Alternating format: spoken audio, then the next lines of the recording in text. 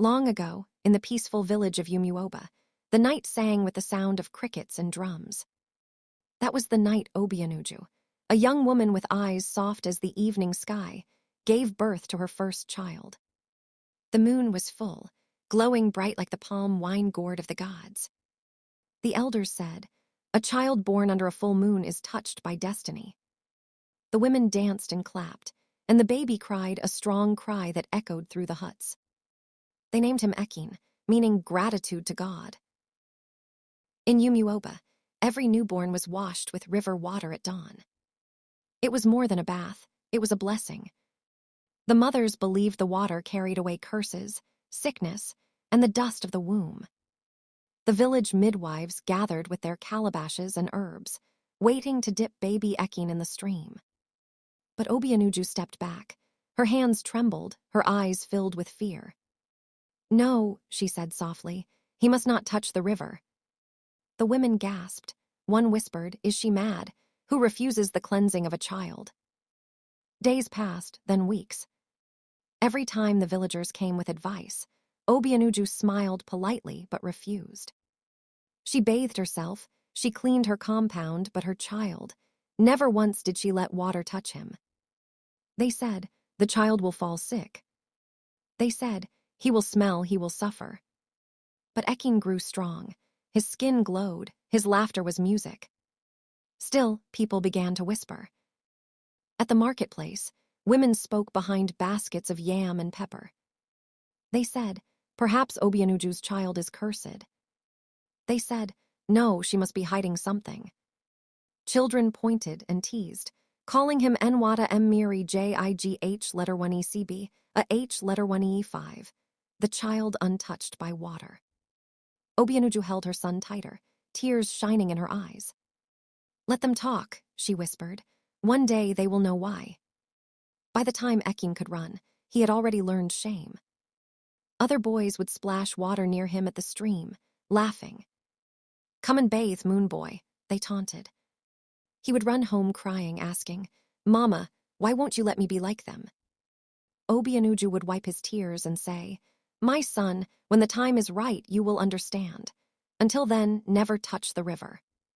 That night, when the moon rose again, Obianuju sat before the fire and opened an old gourd sealed with white cloth. Inside it were strange cowries, a feather, and drops of dried tears. She whispered, "I gave my word to the spirit woman that night. I will keep it." Her voice broke, but she did not cry. For she knew, if Ekin touched water, something greater than she could control would awaken. Among the village women was Mina, her childhood friend turned rival. Mina mocked her at every chance. "My own son bathes like a prince, yet yours smells like the spirits," she laughed. But in her heart, envy burned, because no matter what, Ekin looked radiant, calm, and blessed. Even Mina's son fell sick often, while Ekin never did. So Mina began to watch, to listen, to wait. One morning, a child fell ill after playing near Ekin. Fear spread through Umuoba like wildfire. The villagers said, "It is the unwashed boy, he has brought a curse." The elders gathered, the drums stopped, and the chief priest was called to speak. He looked into the flames and said slowly. Before the moon saw its third rise, whispers began to dance through the village of Umuoba. Whispers that carried poison and fear. The women of Umuoba gathered by the river, their calabashes clinking, their tongues restless. They spoke not of crops or husbands, but of Obianuju, the woman who refused to bathe her child. "Perhaps her son is cursed," one woman hissed, rinsing her wrapper in the stream. Another scoffed, "Or maybe she's the curse herself." The laughter that followed was sharp, like the crack of dry leaves beneath a cruel foot. And though the wind carried their words away, it carried them straight to Obianuju's heart. That afternoon, Mina, Obianuju's jealous neighbor, sat in the marketplace, her face painted with false pity. "Ah, sisters," she sighed, shaking her head dramatically. "I saw the boy at night, his body glowed like burning coal." The women gasped. Even the old palm wine seller stopped mid-pour. "Truly," Mina continued, "I fear that evil walks with her." The crowd leaned closer. And with every word Mina spoke, the flames of suspicion grew taller, hungrier, unstoppable. Back in her hut, Obianuju rocked her son gently. The fire cracked softly as moonlight poured through the cracks of her wall. "Ekin," she whispered, "your name means gift of thanks, but the world sees you as a curse." The boy blinked, eyes wide, innocent, his skin glowing faintly like polished gold. Obianuju's heart trembled. For the first time, she felt fear, real fear. She blew out her lamp, wrapped him close, and prayed that dawn would come quietly. Morning came with screams. A child in the next compound had fallen sick, trembling and fevered. The villagers gathered, murmuring, "It must be her fault." By midday, 2 more fell ill. The whispers became voices, and the voices became accusations. "They bring darkness to us. The gods are angry. Let the chief summon the elders." And so, the fate of Obianuju began to turn. Under the shade of the great Udara tree, the elders of Umuoba gathered. Their faces were carved with worry and wisdom. The chief priest stood before them, the white feathers on his staff swaying gently. "I have watched this omen for years," he said, his voice grave. "That woman defies the customs of water. No child unbathed should live among us." A heavy silence followed. Even the birds stopped singing.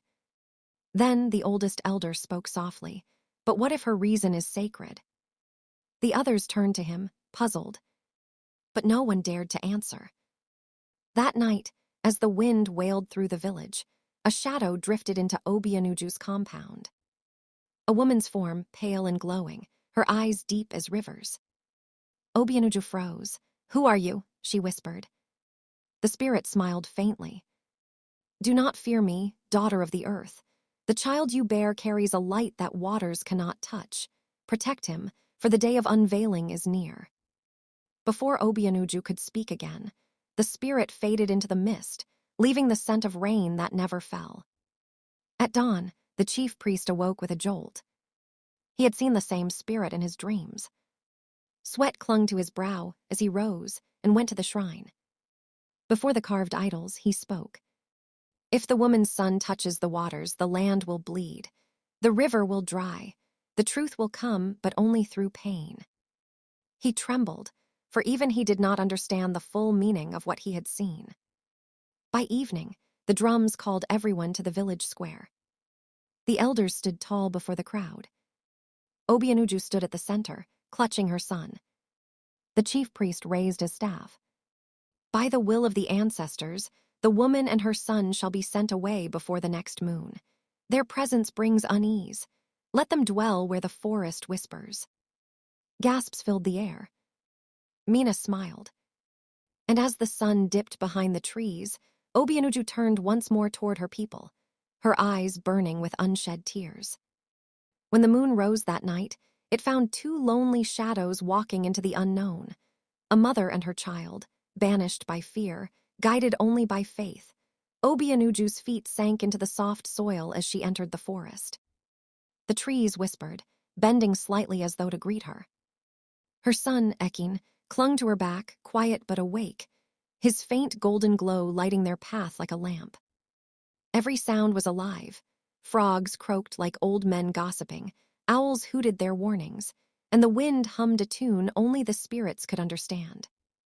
At last, she found a hollow between 2 ancient Iroko trees. There, she made her bed of leaves and whispered to the night. "If the gods have cursed me, then let the forest take me, but if they have chosen me, let them speak." As the stars blinked awake, a soft voice came from the dark. "Mother of Light," it said. Obianuju turned sharply. "Who speaks?"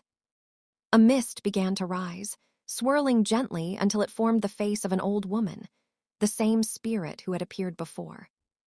"My name is Ihioma," said the spirit. "This forest bears my soul. You have entered sacred ground where truth sleeps and power breathes." Obianuju bowed her head. "I did not come to trespass, mother of spirits. I only seek to live." Ihioma's eyes glowed. "Then live! But listen. The child you carry holds the key to the river's peace. When men forget compassion, the gods plant it again in flesh.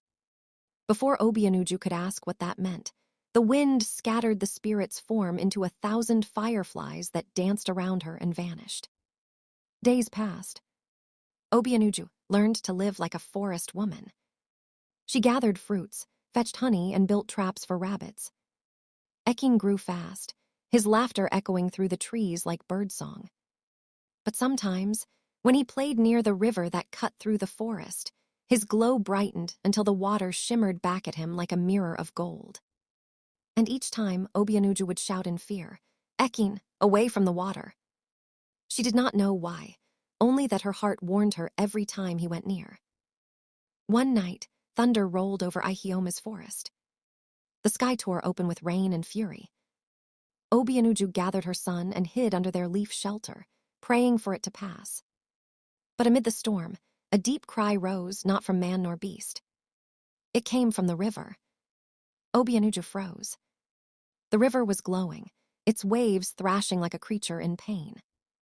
Then she saw it, a figure emerging slowly from the waters.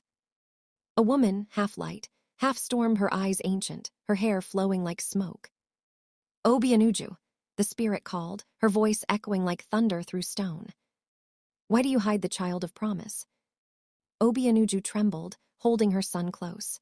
"I do not hide him, great mother of waters, I protect him." The spirit stepped closer, the rain parting around her form. "You were cast out because men feared what they did not understand, but their greed will call for your sons soon enough." She touched the child's forehead. A small mark, shaped like a drop of water, appeared and glowed blue. "When the drought comes," the spirit said, "bring him to the edge of the dying river. Only then will the truth return to Umuoba." Then, as suddenly as she appeared, the spirit sank back into the storm, leaving silence and awe in her wake. Time moved like a lazy river. The forest became their home. Ekin grew strong, curious, fearless, and kind. He learned to speak to birds, to track deer, and to listen to the wind. Every sunset, he would ask, "Mama, why do the people fear us?" And Obianuju would smile sadly. Because light always blinds before it heals. She never stopped wondering what the prophecy meant. But deep within, she knew the river would call again. One evening, as Ekin played among the fireflies, a figure stumbled into the forest, weak, wounded, and thirsty. It was a hunter from Umuoba. Obianuju rushed to help him, though she hesitated at first. The man's eyes widened as he saw the glowing boy beside her. You live here, all these years." "Yes," Obianuju said quietly. "The forest took us in when your people cast us out." The hunter wept. "The rivers have dried, the land is cursed. They say it began when you left." Her heart tightened. She remembered the river spirit's words. The drought had come. That night, the moon was full and red. Ekin sat beside the river, watching his reflection shimmer in the dark water. Suddenly, his mark glowed, brighter than ever. The trees bent low, the wind fell silent, and from the water rose the voice of the river spirit once more. "It is time, child of light, return to your people. Let their thirst teach them truth." Ekin turned to his mother. "Mama," he whispered, "the river is calling." Tears filled Obianuju's eyes. The time she feared had come, and with it, the chance to heal or destroy. And so, the forest that hid them became the cradle of prophecy. The mother who was cursed would soon walk again among those who cursed her, carrying the child who would test the hearts of men. That night, the moon was full and red. Ekin sat beside the river, watching his reflection shimmer in the dark water. Suddenly, his mark glowed, brighter than ever. The trees bent low, the wind fell silent, and from the water rose the voice of the river spirit once more. "It is time, child of light, return to your people. Let their thirst teach them truth." Ekin turned to his mother. "Mama," he whispered, "the river is calling." Tears filled Obianuju's eyes. The time she feared had come, and with it, the chance to heal or destroy. And so, the forest that hid them became the cradle of prophecy. The mother who was cursed would soon walk again among those who cursed her, carrying the child who would test the hearts of men. The moon rose red that night, a sign of change. The river had spoken, and the time of silence was over. Before dawn, Obianuju wrapped her son in a cloth and packed what little food the forest had given them. The trees swayed gently, as though whispering farewell. She placed her palm on the great Iroko and said, "Ihioma, mother of this forest, guard this place till we return." Then she turned toward the path that led back to Umuoba, the village that once spat upon her name. Her heart beat like the drum of judgment. The forest seemed to follow them. Fireflies floated behind, and even the wind seemed to clear the way. When they reached the outskirts of Umuoba, Obianuju stopped and gasped. The land that once sang with green had turned brown and cracked. The riverbed was dry, and the wells were shallow pits of dust. Children sat weakly under trees, and farmers leaned on their hoes, hopeless. The air smelled of smoke and sorrow. A group of women at the roadside turned and whispered, "Is that not Obianuju, the cursed woman? She has returned with the boy." Fear and guilt flashed in their eyes. Obianuju walked straight to the village square, her son beside her, his golden light faint beneath the dust. The elders gathered quickly. The chief priest came forward, his eyes wide in disbelief. You dare to return," he said. Obianuju bowed slightly. "I did not come to challenge you, my fathers. The river sent me." At her words, murmurs filled the crowd. But one of the elders, the oldest, his voice trembling, said, "Then perhaps the river has remembered mercy." Ekin knelt on the dry ground. He placed his hands on the soil. His mark glowed bright blue. A deep hum echoed from beneath the earth. Soft drumbeat rises. The sky darkened. The wind circled them. Then a single drop of water fell from the sky, landing on the boy's hand. Another followed. And another. Within moments, rain burst from the heavens, washing over the land in silver sheets. The villagers cried out, lifting their arms to the sky. The dry river trembled, then roared back to life, overflowing with clean, shining water. The golden light around Ekin glowed like the sun itself. Ekin knelt on the dry ground. He placed his hands on the soil. His mark glowed bright blue. A deep hum echoed from beneath the earth. Soft drumbeat rises. The sky darkened. The wind circled them. Then a single drop of water fell from the sky, landing on the boy's hand. Another followed. And another.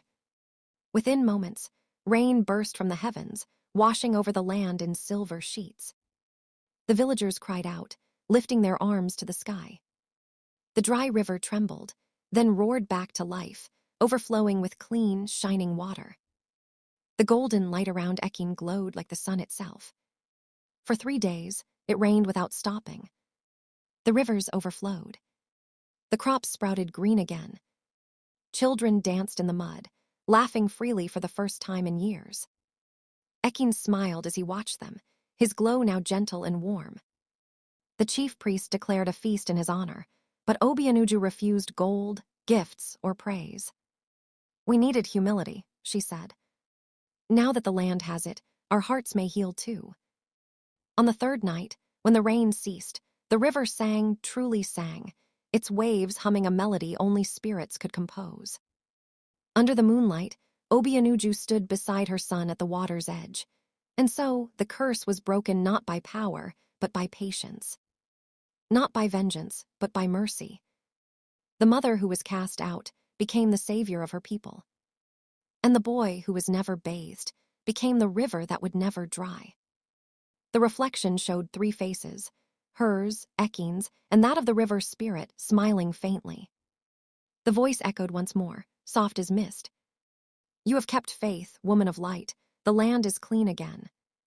And the reflection faded, leaving only rippling water and the scent of new life. Ekin knelt on the dry ground. He placed his hands on the soil. His mark glowed bright blue. A deep hum echoed from beneath the earth. Soft drumbeat rises. The sky darkened. The wind circled them. Then a single drop of water fell from the sky, landing on the boy's hand.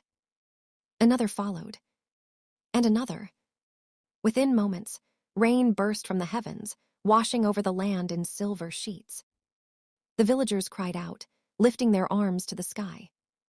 The dry river trembled, then roared back to life, overflowing with clean, shining water. The golden light around Ekin glowed like the sun itself. For 3 days, it rained without stopping. The rivers overflowed. The crops sprouted green again. Children danced in the mud, laughing freely for the first time in years. Ekin smiled as he watched them, his glow now gentle and warm. The chief priest declared a feast in his honor, but Obianuju refused gold, gifts, or praise. "We needed humility," she said. "Now that the land has it, our hearts may heal too." The rain fell for 7 days and 7 nights.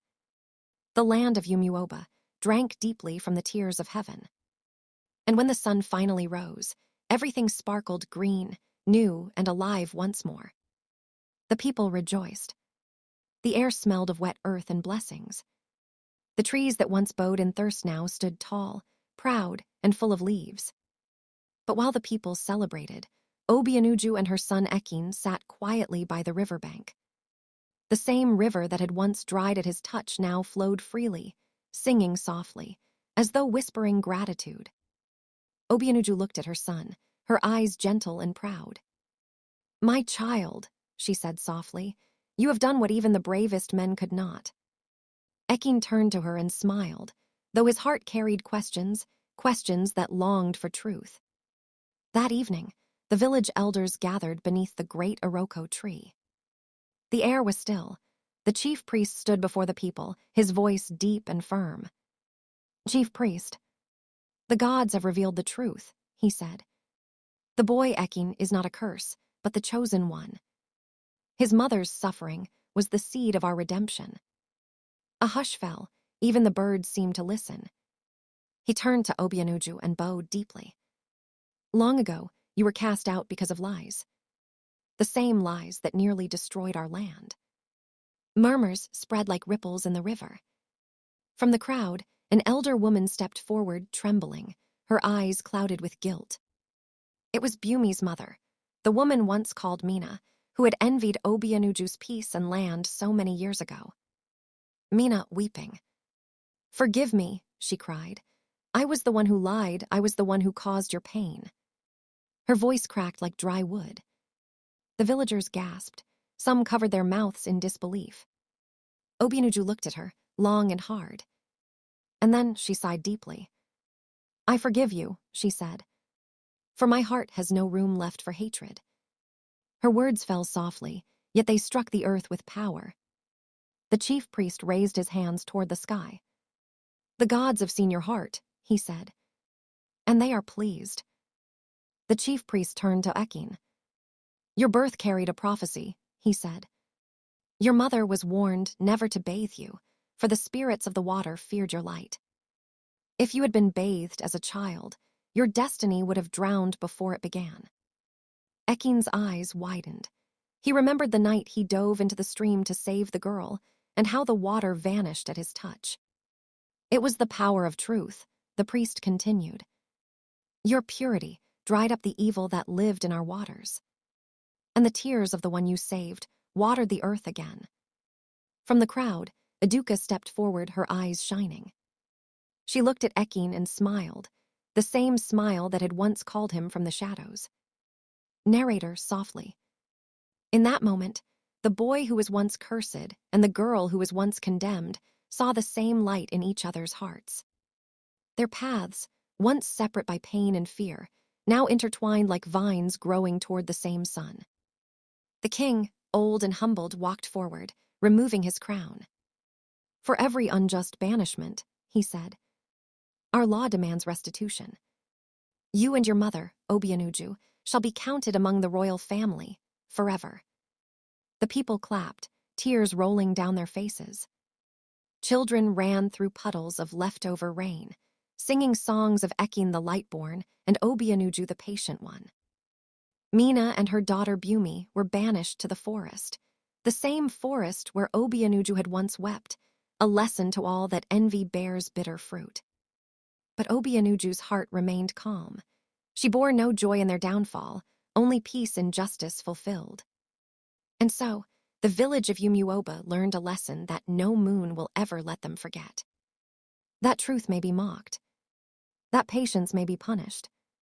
That goodness may be misunderstood. But in the end, light always rises from the river of pain. The skies over Umuoba never darkened again. And every year, when the rains fell, the people remembered. Do not mock what you do not understand. For within the silence of the quiet and the accused, often lies the power to heal a whole land. And that, my dear listeners, is the story of Obianuju and her son, Ekin, the boy who never bathed. If this story has touched your heart, remember to like, share, and subscribe for more African folktales that whisper wisdom through the ages.